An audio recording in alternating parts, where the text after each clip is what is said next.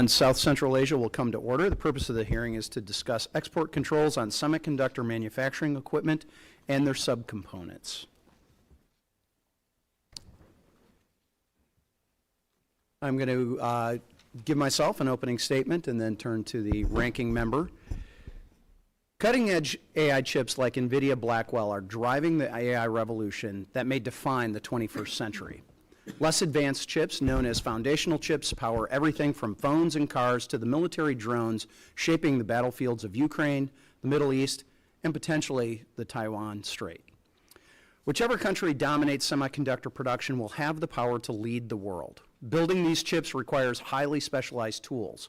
These chip-making tools, often worth billions of dollars, can etch features in chips that are smaller than the width of a strand of human DNA. Not hair, DNA. American, Dutch, and Japanese companies control the vast majority of the market share. If the free world blocked China's access to these machines, America and its allies would control the defining technology of our time. President Trump and his administration understand this based on their public statements. During his first administration, President Trump blacklisted key Chinese semiconductor companies, Huawei and SMIC, and convinced the Netherlands to block China's access to the most advanced chip-making tool in the world, known as the EUV lithography machines. EUV lithography machines are used to make advanced chips like the NVIDIA Blackwells, which power cutting-edge AI tools. Thankfully, President Trump had the foresight to make this move 3 years before ChatGPT unleashed the AI revolution. The Biden administration later expanded on President Trump's export controls to cover other essential tools, slowing Chinese chip production capabilities. Unfortunately, many of the Biden administration's export controls contain critical loopholes, culminating in the administration's ineffective leadership abroad on this issue. Troubling, the Biden administration gave a free pass to key allies who continue to provide Chinese Communist Party with chip-making equipment to this day. Moreover, the United States and its allies continue to provide China with the essential components it needs to build its own tools. America must close these loopholes to stop the Chinese Communist Party from leveraging our technology for its military modernization efforts and pursuit of technological dominance. I believe President Trump is committed to closing these loopholes. On the first day of his second term, President Trump directed State and Commerce to, quote, identify and eliminate loopholes in existing export controls, close quote. The White House's AI action plan, partially written by Mr. Ball here, goes further by recommending export controls on advanced subcomponents used to make chip-making tools, in addition to stopping allies from supplying China's defense industrial base and backfilling U.S. technology. The time to act is now. The Chinese Communist Party is exploiting the loopholes in U.S. export controls to stockpile chip-making tools and critical components while it still can. If left unchecked, the CCP would use its dominance in chip production to modernize its military and build the advanced chips needed to win the AI arms race. Acting quickly and decisively will ensure that China cannot lead the world to a dystopian future where the surveillance state controls virtually all aspects of life. If China becomes the dominant global producer of both chip-making equipment and semiconductors, it will grant the CCP an even more dangerous stranglehold over the United States than it currently has with rare earth magnets today. Congress and the executive branch must quickly act to close the loopholes, thereby ensuring the free world wins the defining technologies of our time or risks ceding it to the future to China. That decision will be critical and crucial to keep the world's most advanced chips out of China's hands and ensure that Silicon Valley, not Shenzhen, remains the center of the AI revolution. And with that, I will now recognize the ranking member from California, Representative Kamlager Dove, for an opening statement. Thank you, Mr. Chair. It's so cozy up here. And thank you to our witnesses for being here today. I'm so glad that we are shining a light on where the Trump administration's export controls policy is falling short, which is in a number of areas if the frequency of our export controls discussion is any indication. Advanced SME and their sophisticated subcomponents are a particularly important topic, Effective controls are ones that target the strongest choke points in the advanced chip supply chain, and these technologies remain important contenders for those points of leverage. But a year into the Trump administration, continued loopholes are no longer an accidental oversight. They are de facto administration policy. That's because the key obstacle to a more effective controls is Trump himself. Over the past few months, Trump has visibly transformed export controls from a national security tool to a negotiating tool that can be traded away to serve his own political and personal interests. Export controls have fallen victim to the same self-serving deal-making that characterizes the rest of Trump's foreign policy at the expense of U.S. interests. Trump's trade war with China has completely undermined the U.S. exports controls regime.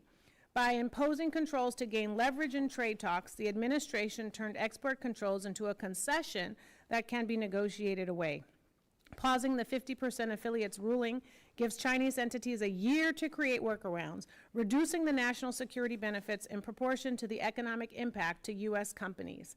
Not only that, linking controls to the trade talks has invited Chinese retaliation to a degree that we've never seen, not even under the Biden administration. Trump has tied our hands by giving the PRC an excuse to deem any new export control regulation as a restarting of the larger tariff war.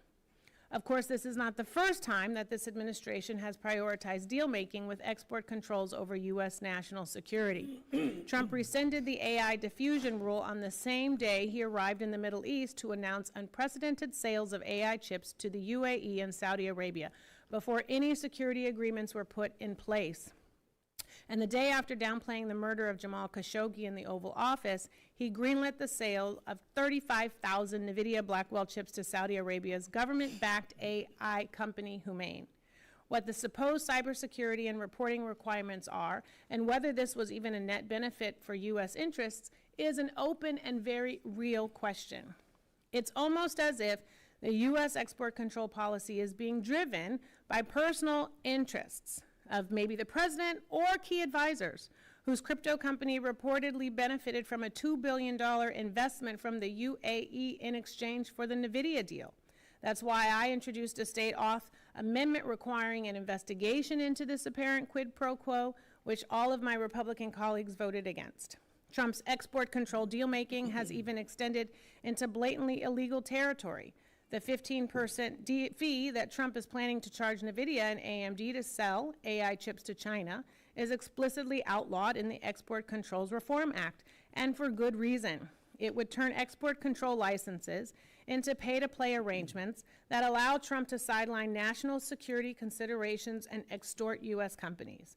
That's why I introduced my BIS License Fee Prohibition Act with Representative Krishnamurthy, which imposes enforcement mechanisms to compel the administration to follow the law.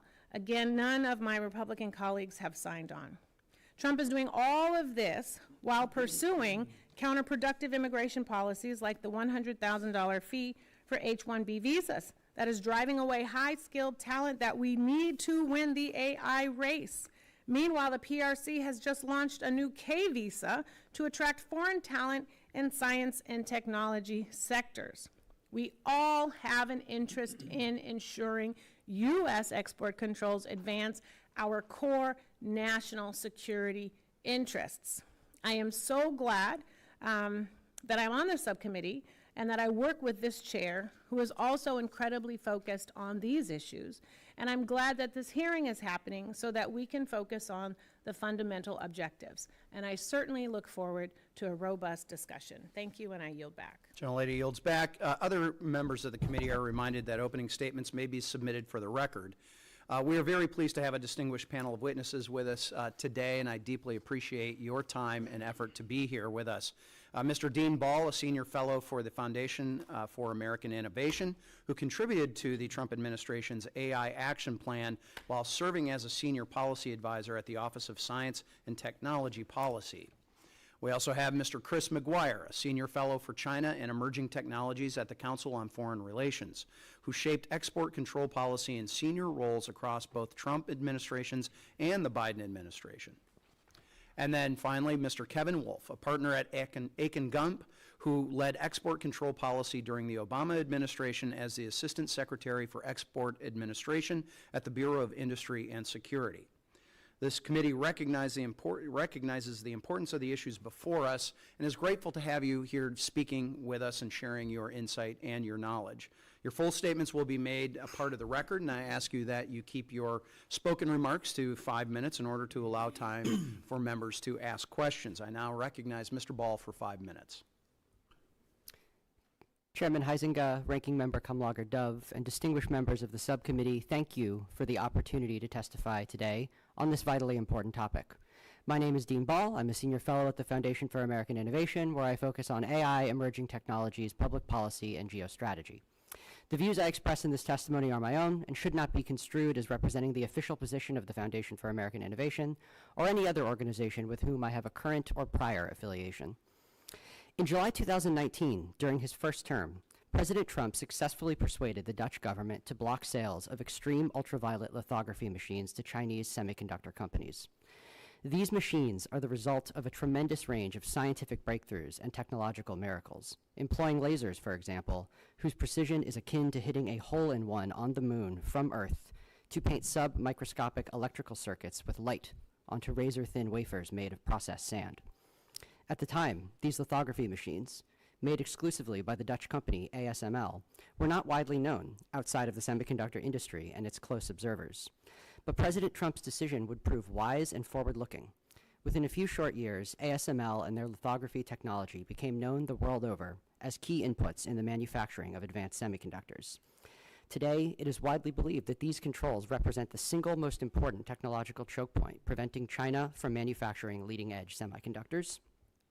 Of course, since 2022, the United States has also imposed export controls on the advanced semiconductors themselves most relevant to AI. The wisdom and prudence of these controls has been the subject of vigorous debate in recent months, but that is not my focus today.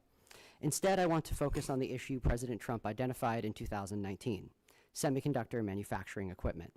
And the reality I wish to convey to you is stark. There are large gaps in current semiconductor manufacturing export controls today, and these gaps have meaningfully enabled China's rapid progress in advanced semiconductor manufacturing in recent years. We have set on the path of denying China access to the most sophisticated machines in the world, advanced AI compute. But we have failed to deny access to something perhaps even more important, the machines that make the machines. It should be no surprise, then, that China has managed to significantly advance its semiconductor manufacturing industry considerably, even in light of our export controls. I want to emphasize that the U.S. has constructed a sound export control regime for semiconductor manufacturing equipment made by domestic companies. Our major shortcoming, instead, is that we have struggled to harmonize those controls with allies whose local companies compete with our own and who sometimes hold near monopolies over the production of certain equipment. This lack of international harmonization can result in insufficient controls on equipment that is short of the cutting edge but still advanced. Perhaps the best example of this is deep ultraviolet immersion lithography machines, the predecessor to extreme ultraviolet lithography. Like EUV machines, these are made almost exclusively by the Dutch company ASML. These machines can be used to manufacture both legacy chips, such as those at the 28 nanometer node, and near cutting-edge chips that fall within U.S. export controls, such as those on the 7 nanometer node. Our lack of international harmonization on export controls creates additional problems as well. In many cases, for example, U.S. firms are tightly export controlled even when their foreign competitors are not. American companies like Applied Materials, Lam Research, and KLA make complex tools for etching, deposition, cleaning, and metrology, all important parts of the semiconductor manufacturing process. Export of these tools to Chinese firms is largely forbidden by U.S. export controls. Yet the export of tools that are functionally the same from companies like Tokyo Electron, a Japanese company, is permitted. Unsurprisingly, the result is that the China sales of foreign competitors have jumped after U.S. export controls, suggesting that American firms are being denied revenue while critical technology flows into China nonetheless. This is the worst of both worlds. Our firms bear the cost of the policy, but the policy itself fails because our allies do not coordinate with us. Two policy tools are at our disposal. One is diplomacy. Diplomatic efforts have been ongoing since the 2022 imposition of export controls during the Biden administration and continue today under the Trump administration. If these efforts do not succeed, it is essential that policymakers employ the second tool, the foreign direct product rule. This allows the U.S. to impose export controls on foreign-made goods if they contain or are directly made with U.S. technology. Both options should be on the table, with an aim toward resolving as many of these gaps as is feasible in the near term. Thank you very much. Thank you, Mr. Ball. Mr. McGuire, you are recognized for 5 minutes for your opening statement. Thank you very much, Chairman Huizenga, Ranking Member Kamlager-Dove. My name is Chris McGuire, and I am the Senior Fellow for China and Emerging Technologies at the Council on Foreign Relations. Over the last 5 years, I've worked in the National Security Council and the State Department in both the Trump and Biden administrations to develop U.S. technology protection and export control policies, particularly those related to semiconductors. My full written testimony has been submitted for the record, and I'll summarize the 5 key points here.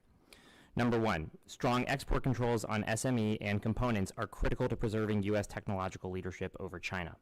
SME is by far the most important input for making advanced chips, which are essential to AI and other emerging technologies and to nearly every cutting-edge military capability. SME is also an ideal target for strong export controls. It is a highly concentrated industry that the United States and our closest allies dominate, and advanced SME tools are literally the most complex machines that humans have ever made.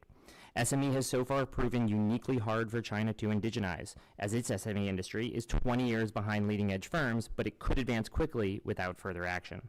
Strong controls on SME and its subcomponents, which seek to constrain China's ability to manufacture advanced chips or build advanced tools, are the foundation of all U.S. technology protection efforts. If we lose our edge in advanced chip manufacturing, America's ability to curtail China's technological ambitions, shape the global landscape, and preserve our military advantages over China will rapidly evaporate.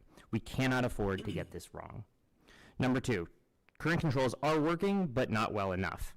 U.S. and allied restrictions have slowed China's progress in advanced chip making, which are currently 3 generations behind the leading edge and are capacity constrained.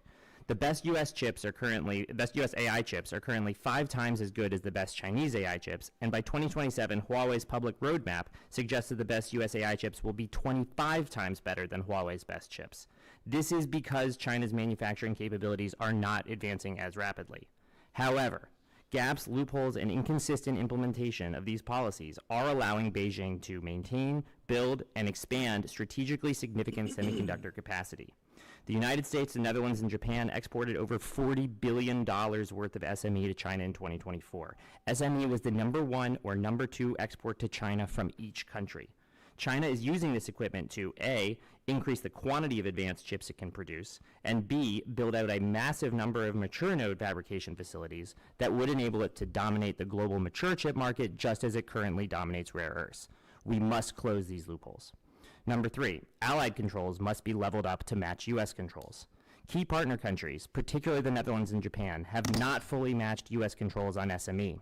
In particular, these countries continue to export tools and components to the most advanced Chinese fabs and Chinese tool makers, and they perform on-site maintenance support at advanced Chinese fabs, which U.S. companies are all prohibited from doing. Insufficient allied controls have uplifted Chinese chip-making capabilities while also shifting market share away from U.S. firms. Without this support from allied companies, the capabilities of advanced Chinese fabs and tool makers would stall and potentially even degrade.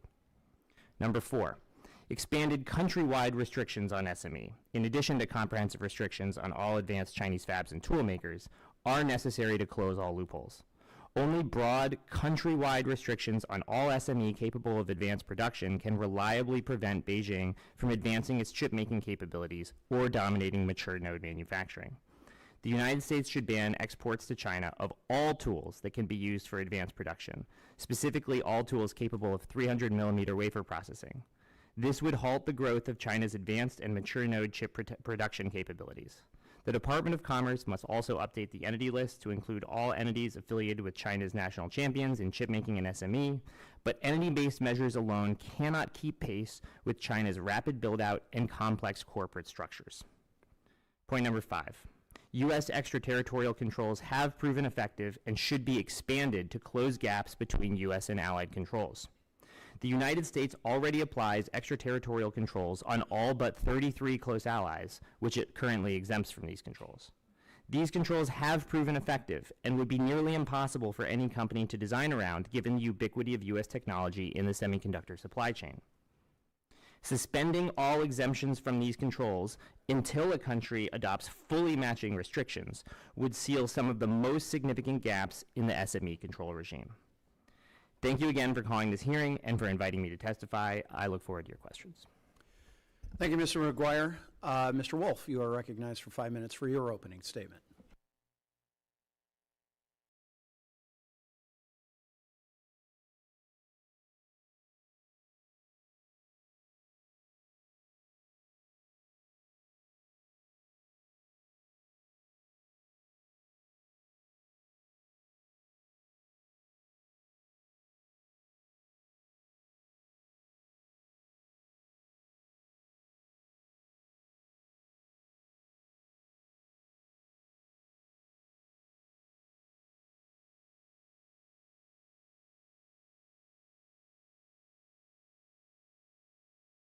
To know about loopholes, you have to decide what you mean by the term. I mean, the general meaning of the term is that it's an ambiguity that the regulator missed when writing the rule. The other meaning of the term is that there's a gap in the rules that the person talking about it simply doesn't like. But to know whether a loophole exists, you have to know what the policy objective is. And there's some limitations in that. With respect to this area, because the moment you start imposing rules, you have to then ask, are they going to be both effective and not counterproductive?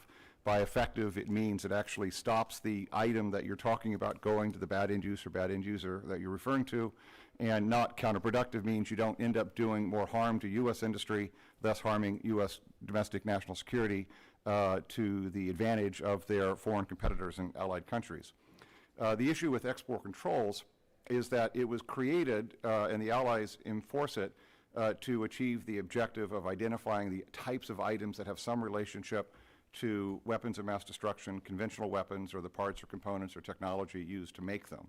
And many of the gaps that are being referred to are a function of the limitation of the Allies taking that classical approach toward export controls. That is, they will only want to regulate items unless they have some direct relationship to weapons. The Biden administration took a much broader approach toward national security with respect to its effort to use a variety of list-based and end-use and end-user controls to cut off the types of items that are necessary for the development or production in China of advanced node semiconductors, production equipment, the compute for AI, and supercomputers.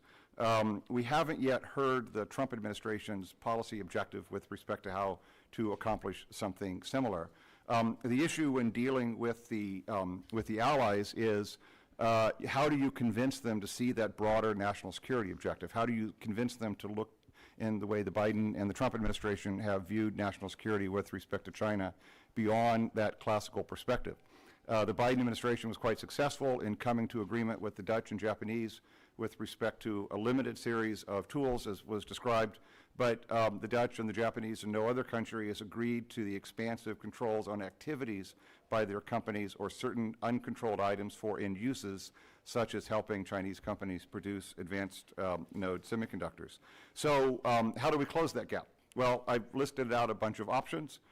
One, diplomacy. Two, carrots with threats, sticks with threats. And then in the meantime, also changing licensing policy until any of those objectives can be achieved so as not to disadvantage U.S. industry, domestic economic security to the direct advantage of their foreign competitors in allied countries with respect to equipment that is widely available. And I look forward to getting into a discussion of the pros and cons of each of these options with you. So I'll stop there and look forward to discussing any of the questions you might have. Thank you. Thank you, Mr. Wolf, and I appreciate your deep knowledge on all of these things. And interestingly enough, my predecessor was the ambassador to the Netherlands at the time of 2019. I worked for him for 6 years as his district director. I'm the former chair of the Friends of the Netherlands Caucus, Dutch Caucus, and was quite aware of what was happening there with the discussions of Huawei and the inroads that Huawei had made and the demands that Huawei was making. My predecessor, Mr. Hoekstra, is now the ambassador to Canada, where he's dealing with a few other issues. I'm going to get to my questioning here. Yeah, one issue that we have is that our allies have much weaker export controls than we do. As I think all of you have pointed out, the result is that when American companies are restricted from selling to China, sometimes those Dutch or Japanese companies backfill that lost sale. And to address that, I recently introduced H.R. 6058, the STRIDE Act, to improve export control coordination among allies and to stop those free passes. Mr. Ball, how important are chip-making tools? I mean, you touched on it. I want to just give you another crack at this. But how important are those chip-making tools to the U.S.-China AI competition? I think those tools are foundational. It is the very clear objective of the Chinese government to not just catch up, but surpass the West in terms of advanced node semiconductor manufacturing. And in addition to that, I would also highlight the legacy node issue as well as being of critical importance. The reason for this is, in fact, really one of the key impetus for the CHIPS Act was the imposition, was the supply chain crunch that we had during COVID. Automobiles, consumer appliances, industrial equipment, things like this, shortages of semiconductors. Those were shortages of legacy node semiconductors. These are critical inputs to any advanced economy, and you can shut down any advanced economy if you control those inputs. They're low margin goods. The economics become very similar in some ways to rare earths and critical minerals. And so you could see that choke point being a critical leverage point. So I'd say both legacy and advanced semiconductor manufacturing is essential. All right, I've got a couple of areas I need to move quickly through, but Mr. McGuire, in what ways are allied countries backfilling for these U.S. companies? And does legislation like STRIVE or others help to address that? I would note 4 things. Number 1, at advanced Chinese fabs, they can still export non-advanced tools, which allow them to build out their capacity. Number 2, allied companies can still service tools at advanced Chinese fabs and can also service advanced tools anywhere in China, which allow them to maintain the tools. Number 3, the allies can exempt components to Chinese tool makers. And then number 4, there are certain advanced allied tools, the DUV machines in particular, that can still be exported to China. We urgently need to close these gaps, and I think legislation would be very helpful. Okay. Some argue that because Beijing controls the supply of rare earth magnets, something that's big in Michigan with our automotive industry, the United States cannot protect its technology from Chinese exploitation. However, I believe that we are stronger than we think, but I worry that backing down teaches China to abuse any perceived leverage that they may have, whether it's from tariffs to fentanyl to Taiwan. There's an old Leninist adage, you probe with bayonets. If you find mush, you push. If you find steel, you withdraw. And it seems that the CCP follows that quite closely. Mr. McGuire, what should the U.S. do to deter Beijing from weaponizing its rare earth supply so that we can make sovereign policy decisions without retaliation? Absolutely. And is it possible to even do that? Absolutely. That's a great question. I think it's important to note how much more expansive the Chinese rare earth controls were than anything that the U.S. has on the books. I think that's something that the U.S. could do if the Chinese go back to the well of rare earths and start to deny licenses, is basically to impose an equivalent regime on semiconductors. So what that would mean would saying if you require a Chinese license to make any advanced chip, then it's only logical to have any export of any advanced chip to China, meaning any 14 nanometer or more advanced chip, require a U.S. export license. We're not saying we're necessarily going to deny all those licenses, but if the Chinese are going to require a license, then we have to require a license too. That would put extremely onerous restrictions on China and effectively make their entire technology industry go through the bottleneck that is BIS. I think it would be very painful for them, and it could cause them to pull back on their controls. And it seems to me that that's why it's critically important, some of these agreements that we've had, newer agreements on rare earths with some other countries recently. So, all right, I've only got 30 seconds here, but while U.S. allies do have controls on some chip-making equipment, exports to China, the export of essential subcomponents make chip-making equipment like electrostatic chucks and advanced optics is largely unrestricted. Mr. Ball, if the U.S. and allies have enacted export controls to restrict China's access for producing chips, does it make sense that China continue to be allowed unrestricted sales of subcomponents into China?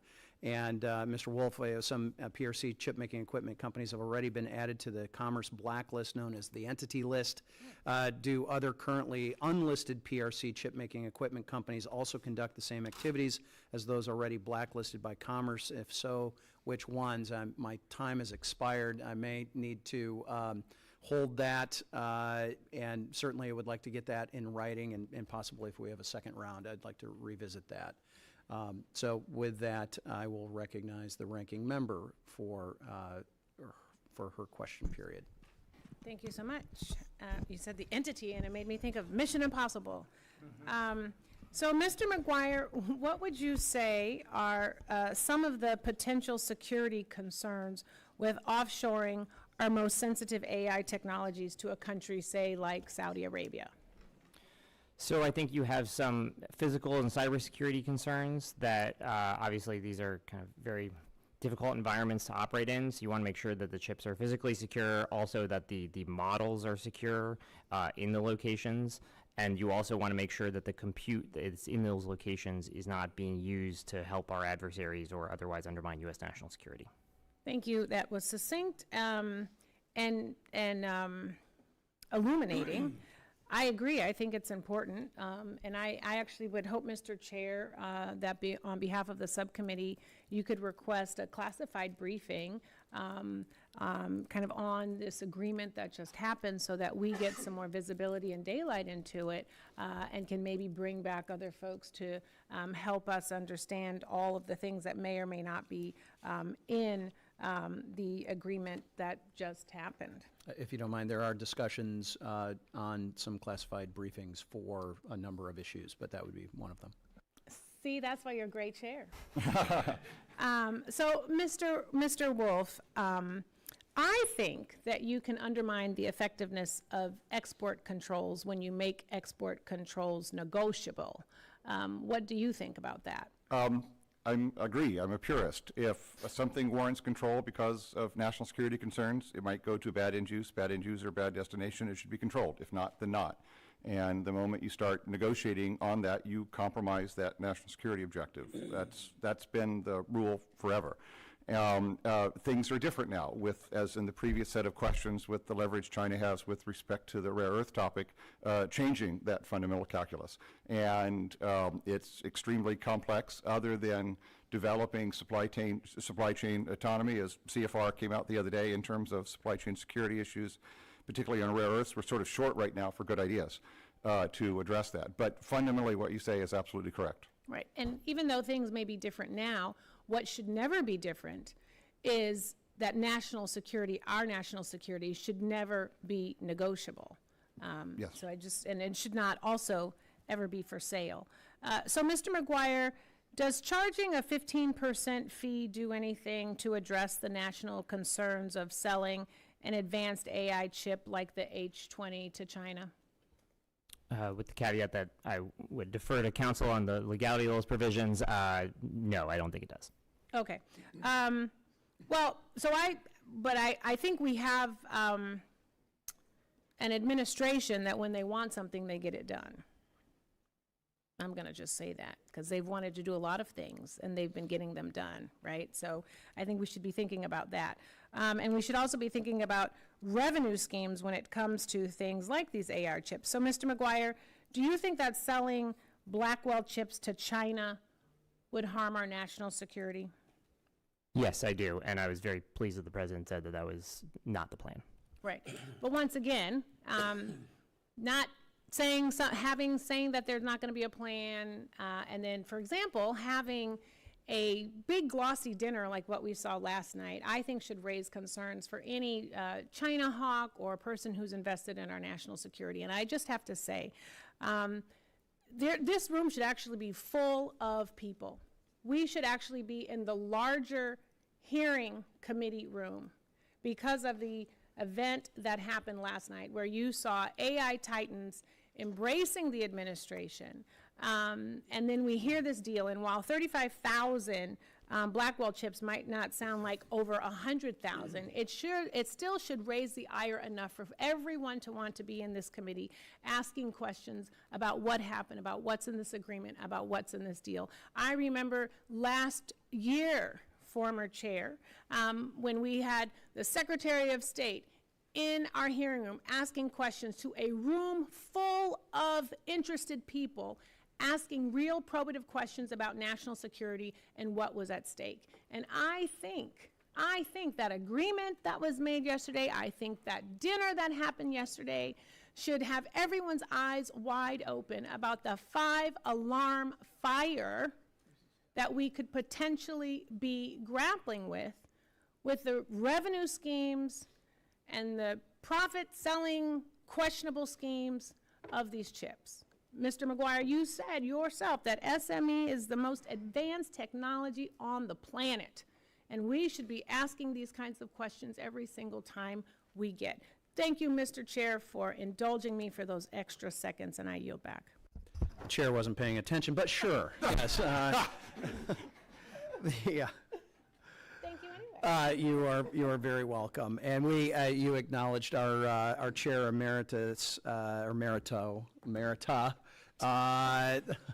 Well, Sorry, my Tuss is male and Ty emeritus. Ty Yes, is female. Yes. So I took Latin. Yes, so my Only Latin. two genders. My Latin was a little weak, but while we appreciate his attendance, my understanding is with committee rules was you go through our subcommittee members first, and then. See, that's what happens when you're not a chairman anymore. Yeah, watch the door. It's in the back. But your attendance is appreciated because of your attention to this issue over the last. I will have to years. return at a later time then. Okay. I'm gonna move Well. back. Yep. And unless our colleagues are willing to yield, that's, yeah, you would, all right, gentlemen yield, so with Well, that, we thank will, you. That's very gracious. we welcome the Chair Emeritus to the committee and recognize him for 5 minutes. Well, I thank the chair for your generosity. This is an issue I think it is so important, and I worked on this when I was a young federal prosecutor at Department of Justice in 1996. Prosecuted the campaign finance violations from China. Johnny Chung led us to the director of Chinese intelligence, China Aerospace, putting money into his Hong Kong bank account to influence the presidential election. And why? Because they wanted dual-use satellite technology. They wanted to be a member of the WTO. They wanted China Aerospace to be the beneficiary of our technologies. And since that time, they have come a very, very long ways. I introduced the Chips for America Act at the behest of Secretary Pompeo and Secretary Wilbur Ross in the first Trump administration to pull the manufacturing out of Taiwan, where 90% of the advanced production is made, into the United States. So we can truly make America first in manufacturing of semiconductor chips. They got politicized, unfortunately, but it's working. DeepSeek is disturbing to me because we sold it to them. NVIDIA, God bless them, and it was legal in their defense at the time, sold the advanced chips that allowed China to make the first AI DeepSeek technology, which is now banned and would be illegal under current law. But the damage is done. Now they're creating all these AI chips. In fact, in open AI, I was told yesterday that China is actually ahead of the United States. So in this great power competition, we have a lot of work to do. I want to bring up just a couple. First of all, Mr. Ball, your point on the foreign direct product rule is spot on. Japan and Netherlands entered into an agreement with the administration, but the problem is a lot of that technology is already out the door to China. And I do believe, Mr. Chairman, that invoking this foreign direct product rule would be very appropriate, in this case.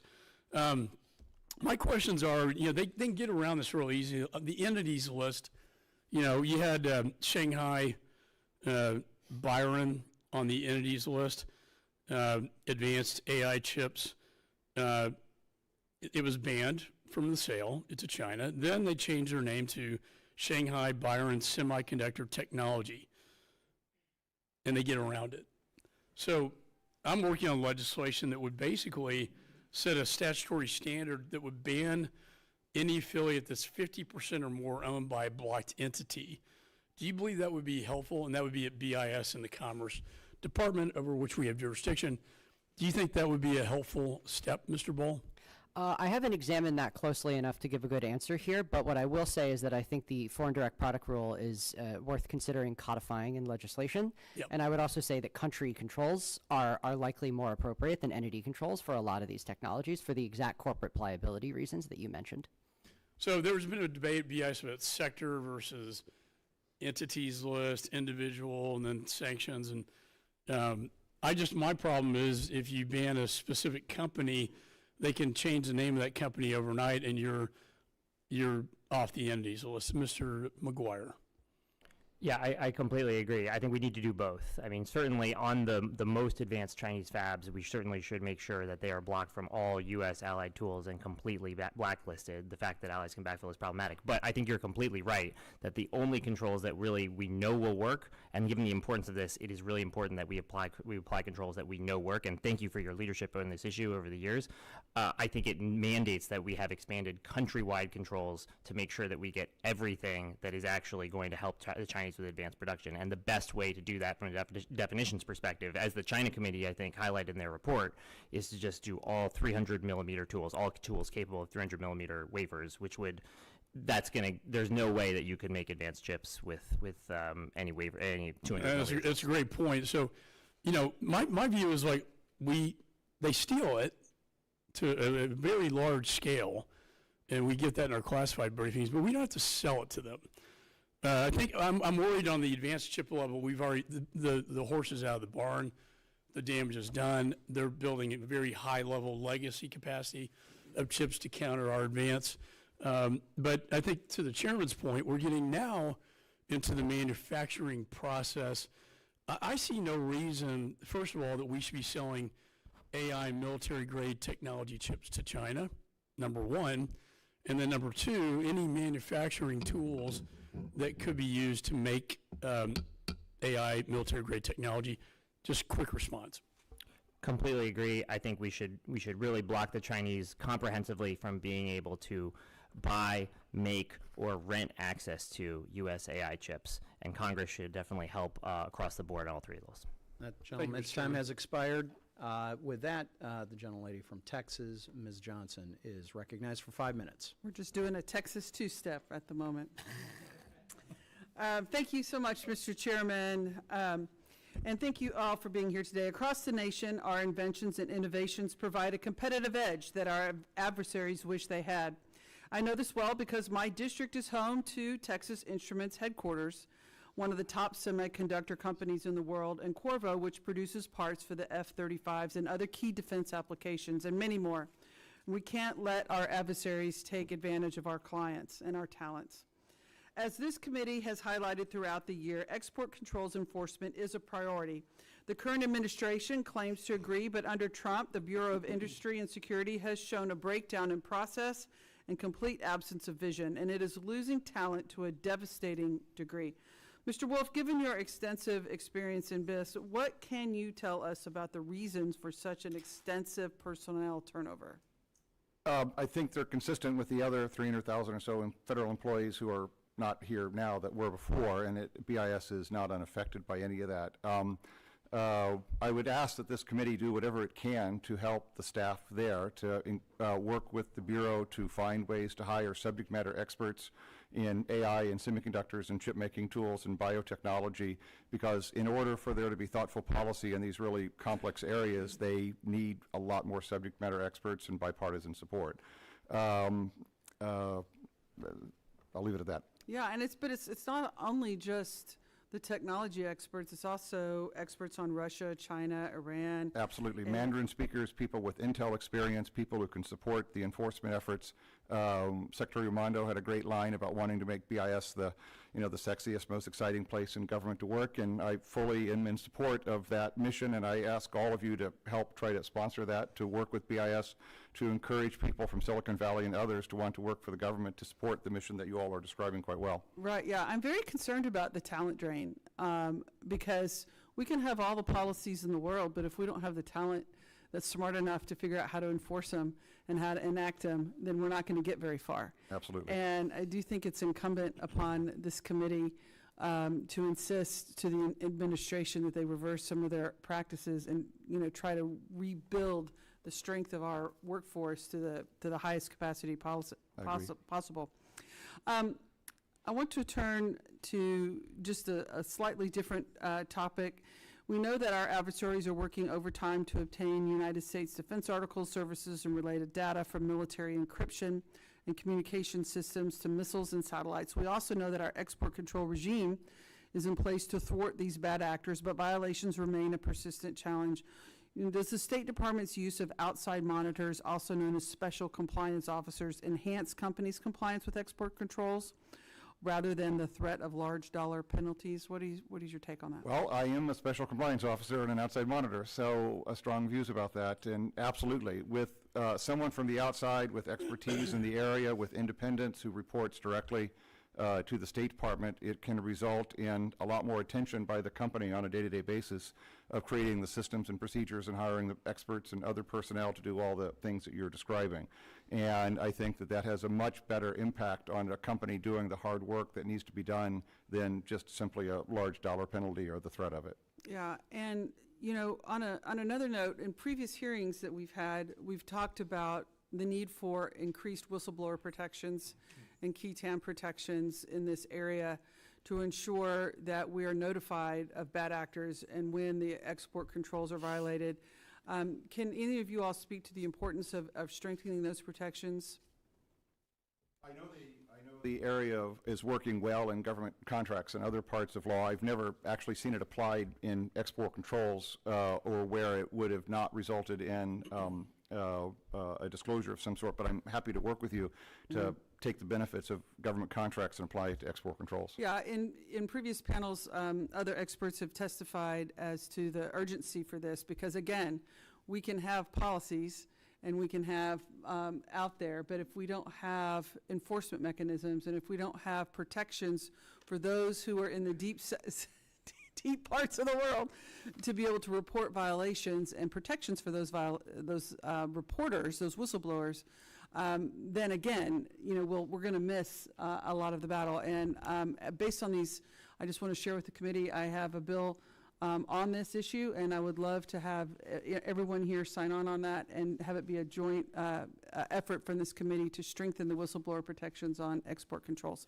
And with that, I yield back. Oh, we'd love to review that legislation. So with that, the gentleman from Pennsylvania, Mr. Perry, is recognized for 5 minutes. Thanks, Mr. Chairman, and thanks, gentlemen, everybody, for being here. I just got to spend a couple moments editorializing. I feel like I have to. When we talk about some of the things that force America to do what it has to do, when we talk about rare earth minerals and the components that go into some of this machinery and the products we need to make, we need to quit calling them rare earth because they're not rare. They are critical.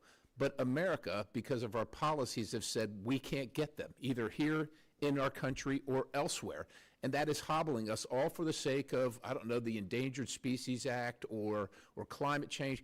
Like, if we want to save the country, we better understand that we're causing some of the problems ourselves. And while we can complain about the Trump administration dealing with what is, we can also talk about the fact that we got a bunch of bureaucrats, particularly in State Department, that have been there through administration after administration who pick our allies over America. And we've got to work with that.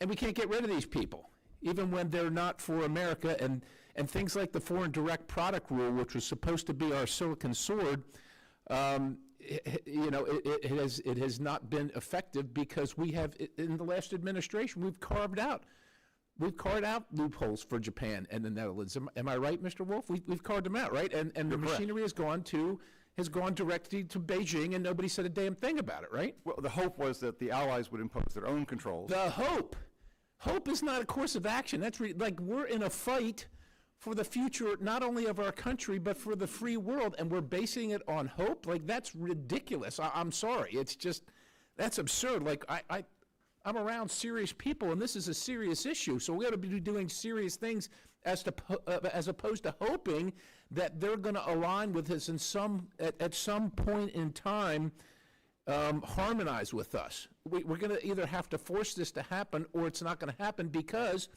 people seek their best economic benefit and outcome. That's what we all do. And these people want to make money, and God bless them, I understand, and there's a huge market in China, and they want to sell to it because they make a lot of money. Somebody has to care for America's sovereignty and security, and the sovereignty and security of civilization. That has to be the serious people, so we have to do something about it. Let me ask you just a couple other questions. Mr. Wolf, I like your purist attitude. You are an expert on the export administration regulations and ITAR. I don't know if that's given us a chance. Have you had a chance to scrutinize how the blacklist works and doesn't work in terms of those two things? And then I'm wondering if you think, and I think this goes directly to what you love, the Bureau of Industry and Security in the Department of Commerce only has two, as I understand it, two export enforcement officers for the whole of China. Is that two? Yes, sir, correct. Two. 6 in the world. I don't know. That seems lacking. Am I missing? Is the portfolio pretty small? No, which is why historically export controls have been most effective when we convince other countries that are producer nations to impose their own controls and use their enforcement authorities overseas to achieve a common security objective, and that's been the tradition. And the difficulty with the entity list rule that you just mentioned is that no other country has an entity list rule. No other country imposes sanctions against individual companies. And so when the U.S. imposes an entity list action, which is quite deserved and warranted, and I used to run the program, and I'm glad that it's active, it has very limited effect after a short period of time, because by definition, it only applies to non-sensitive, widely available commercial items, which means that all a company has to do is shift away from the U.S. origin item to the foreign origin item, then the entity list rule has no longer any effect. Okay, so we got to find a way to solve that problem, because it's with the best of intentions, but it requires cooperation and collaboration with other countries and other companies and folks, and they just don't simply have the same impetus, motivation that we do or should have. So in that vein, should chip makers be required to export only through certified logistics providers, for instance, making exports easier to track? I know it's painful. I'm a capitalist. I don't like the regulations, but this is important stuff, and we have to be able to control it.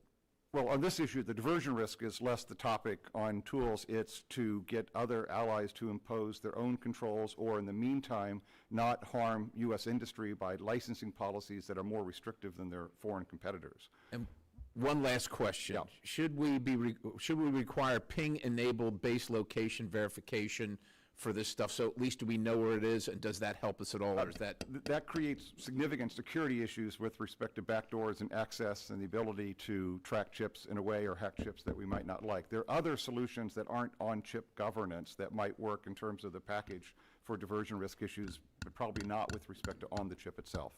I yield. Gentleman's time has expired. I will note that the House proposed an increase in those BIS inspectors.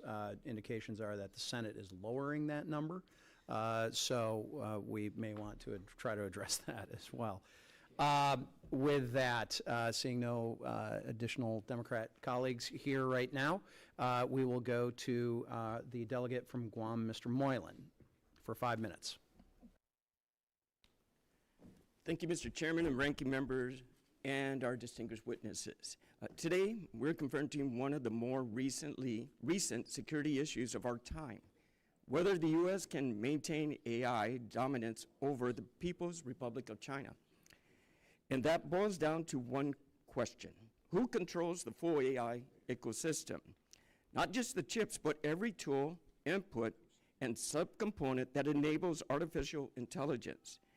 So we must look at the facts and ask, why was China able to develop AI models that rival our own even after we restricted the access to our most advanced chips? The simple answer is because China advanced using the parts of the ecosystem we failed to regulate. Without allied coordination, China will always find a way around this. This is why our strategy cannot be piecemeal, reactive, or target just the most obvious components of AI technology. It must be ecosystem-wide and coordinated with our allies. This is precisely what my legislation, the China AI Power Report Act, seeks to do, and I will introduce this bipartisan legislation tomorrow.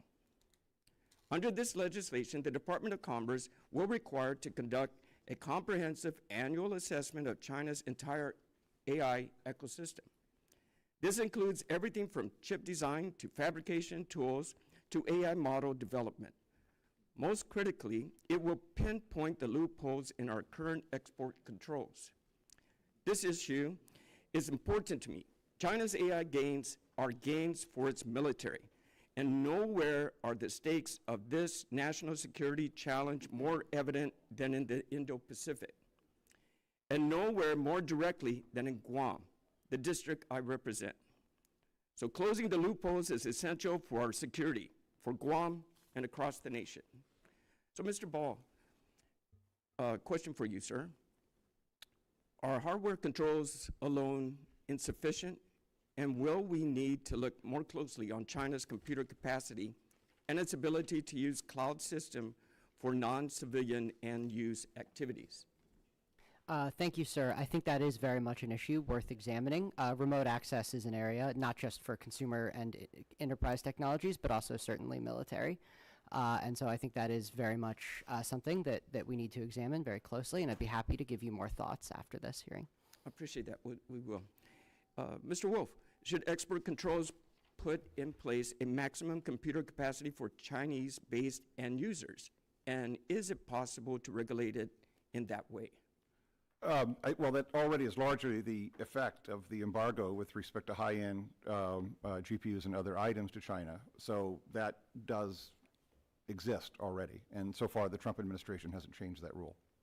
Okay. And one more for you, sir. Does BIS or any other federal agency currently know the amount of computer capacity China uses from data centers outside China that rely on U.S. chips? I don't know if anybody knows the answer. I don't know the answer to that question.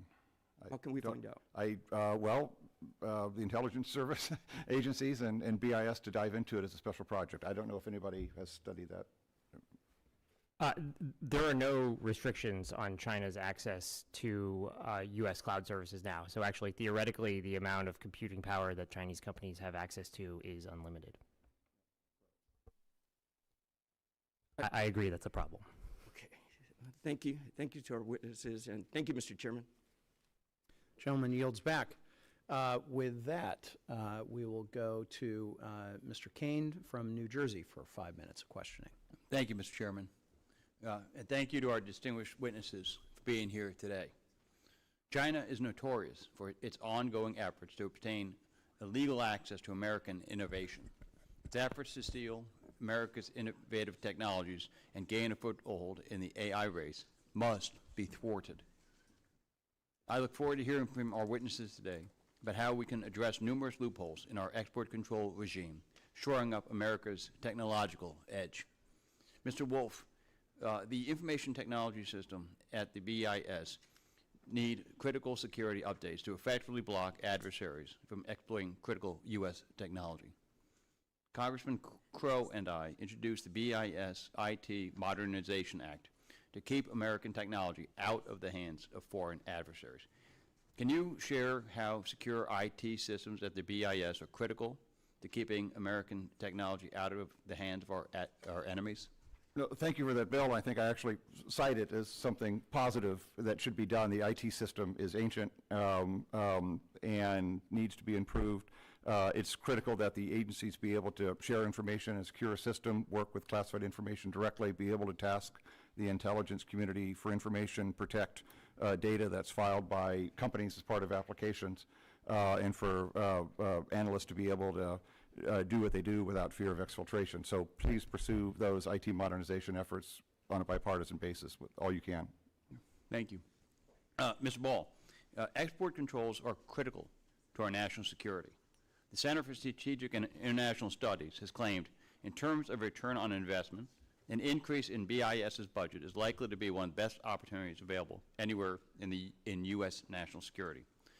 The President also recognized the importance of BIS, requesting a funding increase in his budget request for this important agency. Do you agree that increasing the budget for the Bureau of Industry and Security is a critical decision that should be prioritized this fiscal year? Yes, sir, I absolutely do. Thank you.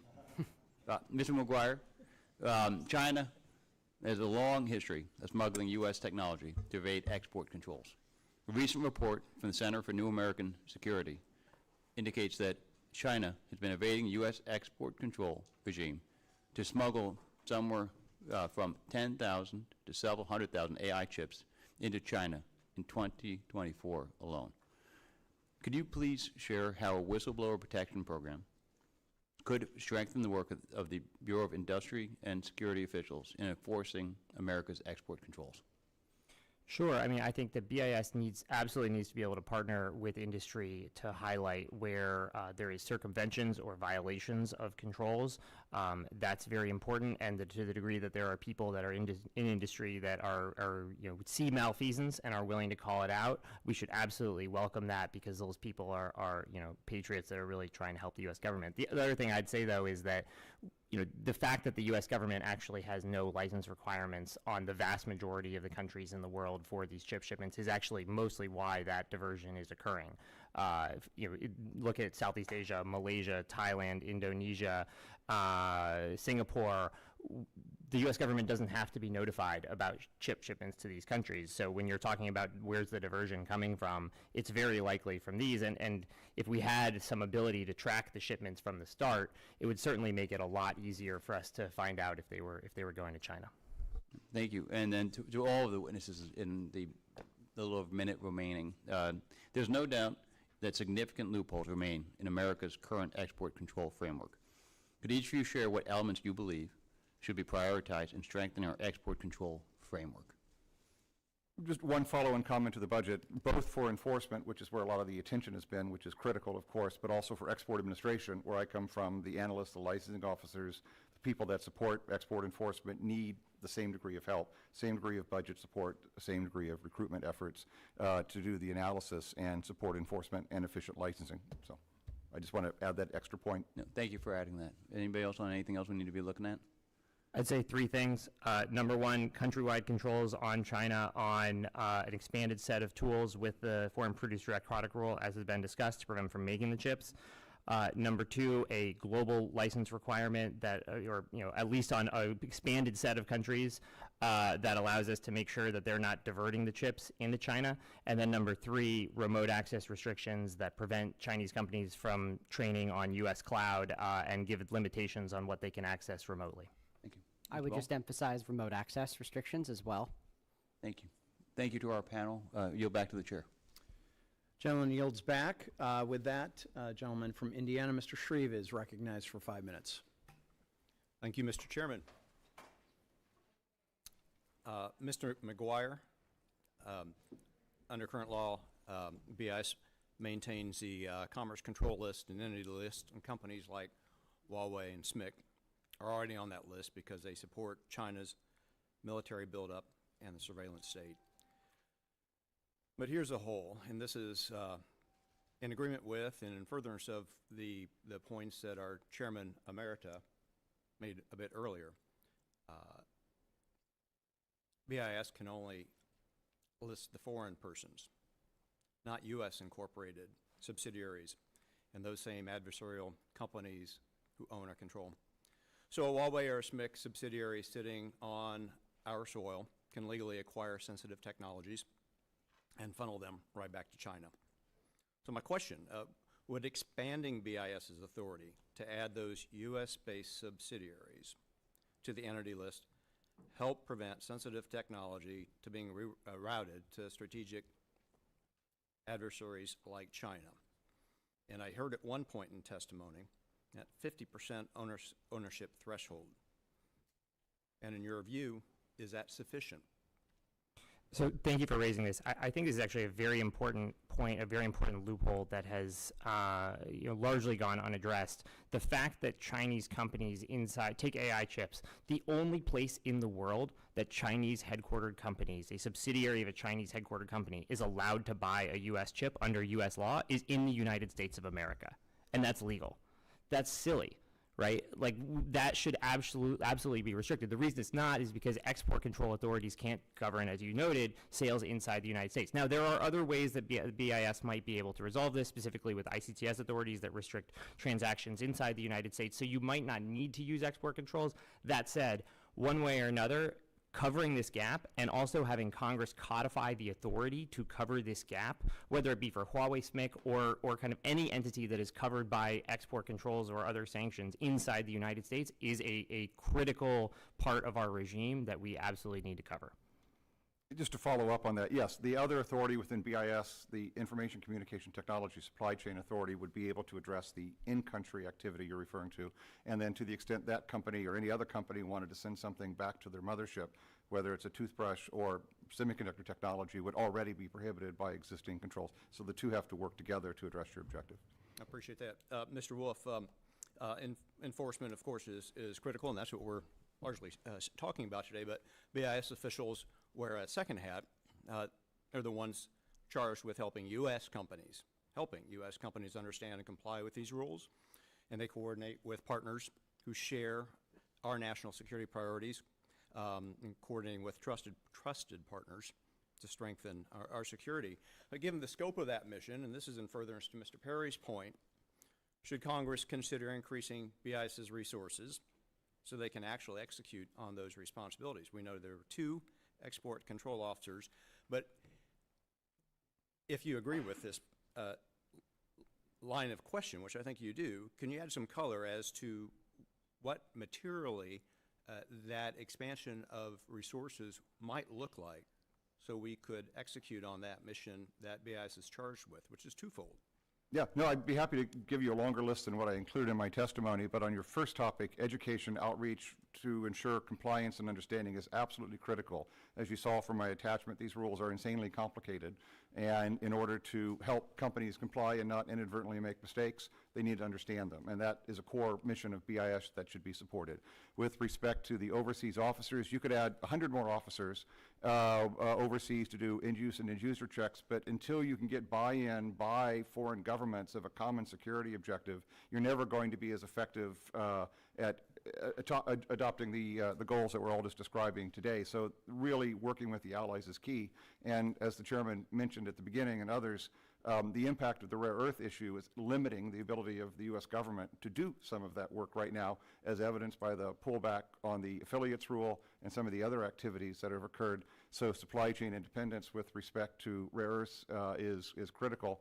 But in the meantime, don't do more harm than good with respect to what is in U.S. industry and applying policies that are more harsh for U.S. companies than they are for their foreign competitors, by definition handing the markets over to the foreign competitors. So it's a combination of each of those 3 different topics, big picture, but I'll give you a longer list later if you like. All right. Mr. Chairman, my time's expired, but I appreciate these responses very much. Your time has expired, yet, as they say on television, but there's more.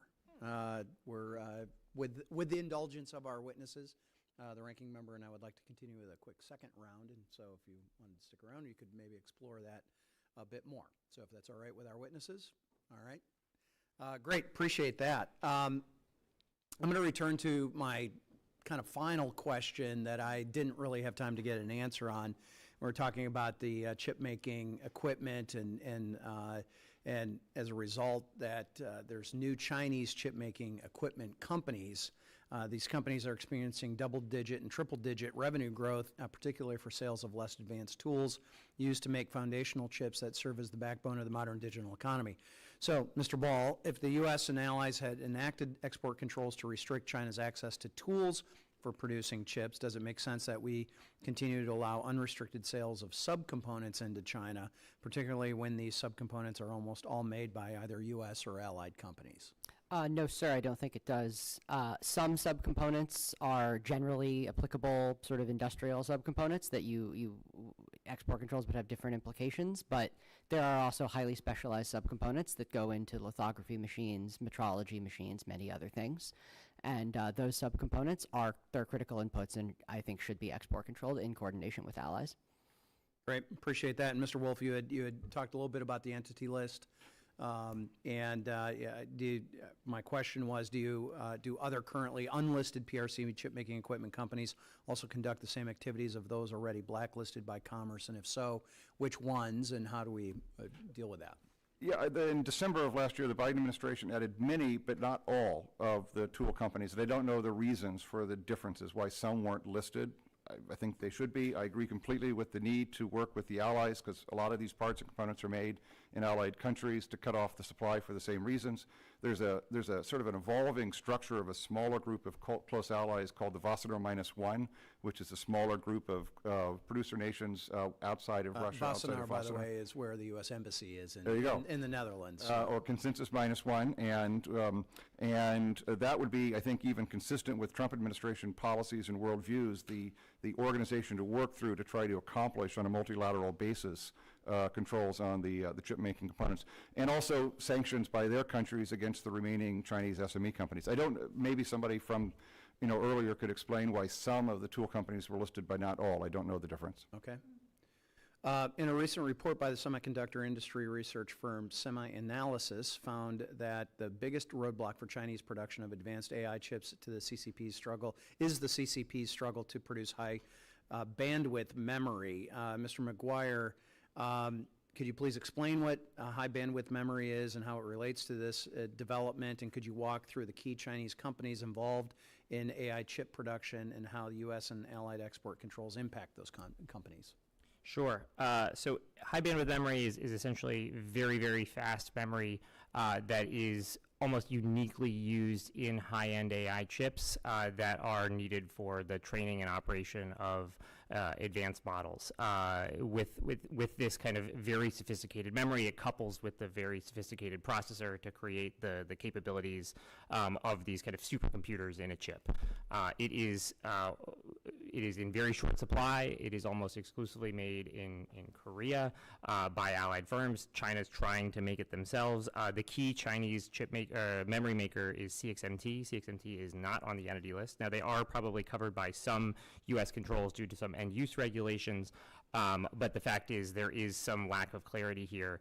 We absolutely should make sure that CXMT is fully restricted from U.S. and allied tools. Also that YMTC, which has subsidiaries that make HBM, namely one called XMC, that should be restricted from U.S. and allied tools. We should have countrywide restrictions on any tools that are particularly necessary for high bandwidth memory production, of which there is a list of those tools that I know our colleagues in the government have too, that we could work with you on. Those should all be restricted countrywide. I completely agree that this is a really important choke point, and if we squeeze it, even if China can make a bunch of logic dies, they will struggle to make large numbers of AI chips because they will not be able to couple the die with the memory. That was the conclusion of the SemiAnalysis report, and I completely agree with it. And what happens if the CCP is unable to get their equipment serviced by major American, Dutch, Japanese companies, and its tools break down over time without specialized servicing as well? This is very important, particularly for lithography tools. So these tools, semiconductor manufacturing tools need constant maintenance. As we were saying, as all of us have noted, these are the most complex tools in the world. They constantly require little tweaking, or individual subcomponents fail, they need to be removed, have new ones put in.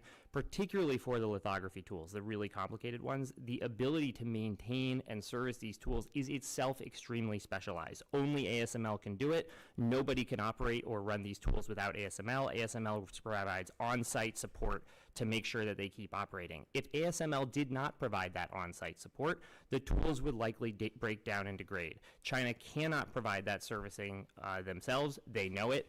And the United States has restricted U.S. companies from providing that on-site servicing at advanced Chinese fabs. The Dutch have not done that for ASML, or they have in very limited ways. This is a key gap that we need to close. Yeah, I think that's ultimately one of those questions. How do we stop our U.S. allies from servicing that equipment that's already in China? So, and I think there are ways that we can do this with extraterritorial U.S. controls. The Dutch might not like it, but there are ways that I outlined in my testimony that we can make this subject to U.S. jurisdiction and stop it ourselves. looking forward to exploring that more. With that, the ranking member is recognized. Thank you, Mr. Chair, and I too want to return back to my final comments, especially on the Saudi deal, because it is a serious issue. The administration greenlit 35,000 Blackwell chips to Saudi Arabia. Maybe not hundreds of thousands, but I think 35,000 is still significant. And Saudi Arabia is the same country of origin to 15 of the 19 terrorists who attacked the United States on 9/11. And I have to add that the Saudi Sovereign Wealth Fund backing the AI company receiving the chips is also in business with Jared Kushner's private equity fund for a $55 billion buyout of a gaming company. And this deal went through without Congress having any daylight into it, and because of that, one could postulate that it went through with regardless of any national security concerns. And I don't think that's a sentence anyone wants to ever have to say. And now we're asking, who does the deal benefit? And I think that is a serious issue, and one we shouldn't ignore. So, Mr. Wolf, you discussed loopholes in your testimony and in some of your subsequent comments. Can the administration right now or at any time unilaterally close these loopholes? It's difficult. To the extent that a foreign company uses U.S. technology, software, or equipment to make what they make in whatever area, there is an ability to assert extraterritorial jurisdiction. The difficulty with that is that it is short-lived, in that companies then design out U.S. technology, U.S. equipment, and U.S. components, and then we have no longer the ability to assert our authority to stop a foreign company doing whatever you're describing. It does sound like whack-a-mole, but it is a tool that can be used by the administration. I'm not disagreeing. I'm only saying that it has limited durability. Right. Absolutely. So short-term, long-term tools should be discovered, employed, tested, et cetera. Correct. And at the end of the day, this is an administration. Any administration has levers.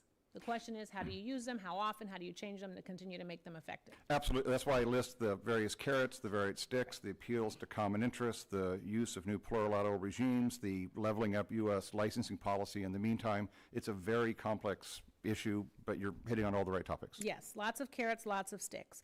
So I recently introduced the Bipartisan Export Controls Enforcement Act, which would increase the very small number of export control officers stationed overseas to conduct end-use checks of controlled items. So, Mr. Wolf, this one is also for you. Are 11 ECOs globally enough to monitor and check the billions of dollars of licensed commerce BIS approves? Absolutely not. Again, we could add 100 ECOs, but it would still pale in comparison to getting the benefit of allies working with us.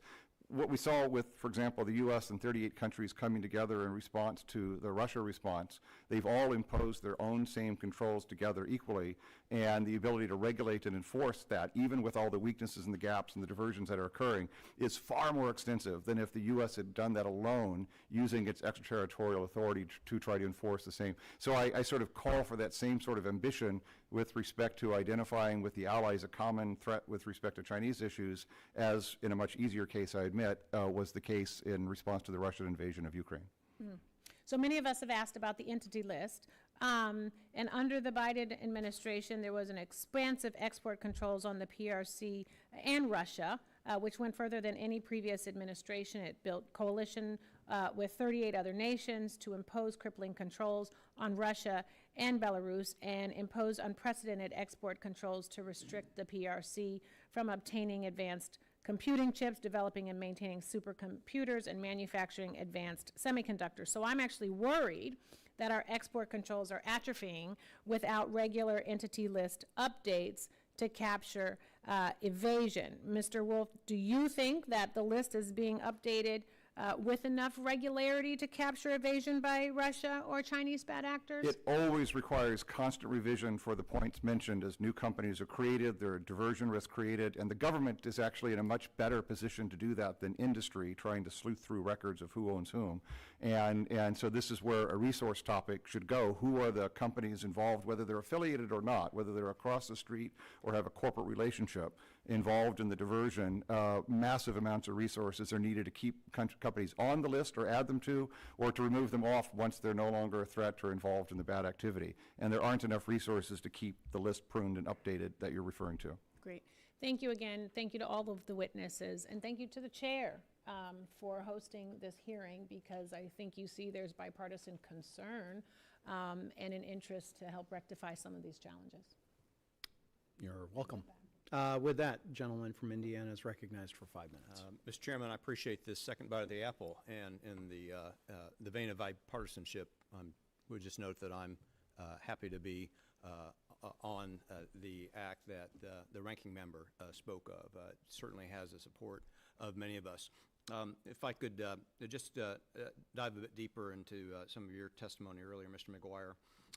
You spoke about the foundational chips, and so much of our time has been focused on the PRC specifically, but closing these export control gaps is not just to be focused on China, but Chinese foundational chips are enabling both Russian, for example, and Iranian militaries, China's mass-scale microelectronics sales to the Russian defense industry has allowed President Putin to not only stay in the game in the Ukraine, but in material ways continue to prosecute that war far longer than many thought they would be able to back in 22. Chinese chips were found in the Iranian Shahed drones. Mr. McGuire, what does all this mean about the threats posed by the foundational or legacy semiconductors? And what should the U.S. do or be doing about China's ambition with these chips? Yeah, thank you for raising this. I think that there's really two threats from the legacy chip questions. One is what you outlined, that these chips do still have military capabilities. We talk about advanced chips as having the kind of the ones that are most critical to national security, but many of the chips that are found in our many of our military systems, and then many of the ones that we're seeing abroad are actually these legacy foundational chips. So that's number one. Number two is the risk that actually China not only wants to have this capacity, but they actually want to dominate this capacity globally, which poses those strategic risks and also supply chain risks that are really significant. And this is because it takes a long time to build a fab. We can actually see this happening in slow motion, but everyone knows it's happening. Everyone knows that 60% of the legacy fabs that were built out in the entire world over the last 2 years were built in China. China's legacy chip capacity, I think, is going from, with 34% in 2023, and 2027 it's going to go to 47%. Ours is at 4%. So they're trying to move. They're trying to not only kind of use this capacity to further their national security, but also dominate the market. And then once they do that, they will follow the same playbook that they have over and over. They will undercut U.S. firms, push other U.S. and allied firms out of the market, and then get that market share up to the 80–90%, at which point everyone is reliant on them. That is an unacceptable risk. I think there's a bipartisan agreement on that, and there hasn't been agreement on what to do about it. We could do all sorts of other things about how to prevent Chinese legacy chips from coming into the U.S. market, but if we want to constrain the growth, because we think that it is unacceptable for China to have such a large legacy chip industry, the only way to do that is with controls on semiconductor manufacturing equipment. I appreciate that. Mr. Chairman, we just can't afford a system where China moves faster than we can to enforce. And so, Mr. Wolf, I hope BIS is successful in becoming one of the sexier places to work in government, especially if we may need 100 or hundreds more export control officers with that fairly exotic subject matter expertise that's needed in this space. So with that, The U.S. is alone in having export enforcement in its export control agency, and I think that's a critical advantage that we have over others, given that they work with the subject matter experts and are be able to target that and not be distracted by other enforcement priorities. So thank you for helping BIS in any way you can. Yes, sir. Thank you. Thank you, Mr. Chairman. Gentleman yields back, and I want to say thank you to our witnesses for your extended period of time here, and the subcommittee may have some additional questions for the witnesses. We ask that you respond to those in writing through the chair, and pursuant to committee rules, all members may have 5 days to submit statements, questions, and extraneous materials for the record, subject to length limitations through the chair, and without objection, the committee stands adjourned.